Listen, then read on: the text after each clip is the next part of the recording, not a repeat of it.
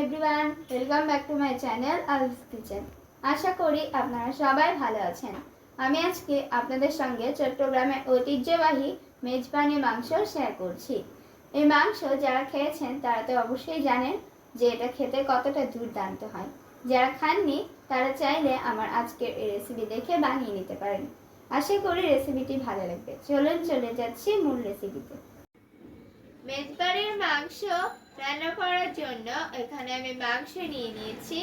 এবারে এতে দিয়ে দিচ্ছি পরিমাণ মতো লবণ, দিচ্ছি 1 চামচ হলুদের গুঁড়ো, 2 টেবিল চামচ সরিষা বাটা দিয়ে দিচ্ছি,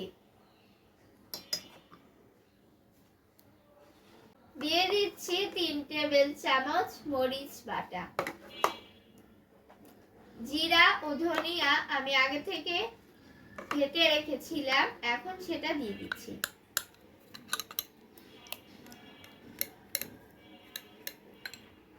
এখানে আমি কাজু ও কাঠবাদাম বেটে রেখেছিলাম, সেটা দিয়ে দিচ্ছি।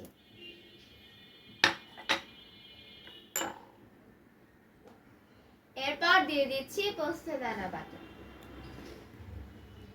কয়েকটা কাঁচামরিচ দিয়ে দিচ্ছি,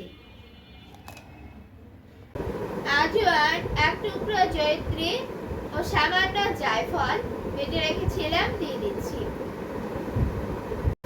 এখন দিয়ে দিচ্ছি নারকেল বাটা আর পেঁয়াজ কুচি।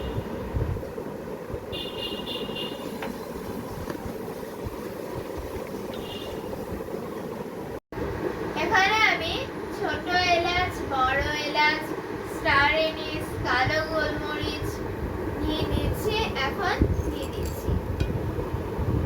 দিয়ে দিচ্ছি তেজপাতা আর সরিষার তেল।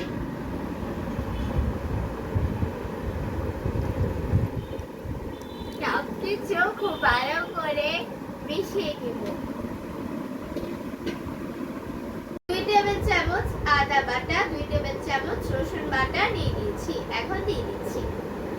সবকিছু আবারও খুব ভালো করে মিশিয়ে নিব। মেজবানির মাংসতে অবশ্যই বাটা মশলা ও সরিষার তেল ব্যবহার করতে হবে। এখন আমি এটাকে চুলায় বসিয়ে দিচ্ছি। এটা আমি ঢেকে ঢেকে নেড়ে চেড়ে সিদ্ধ রান্না করে নিয়েছি। এখন আমি এতে পেঁয়াজ বেরেস্তা দিয়ে দিচ্ছি। এরপর আমি চুলাটাকে বন্ধ করে দিব। এখানে আমি কোনো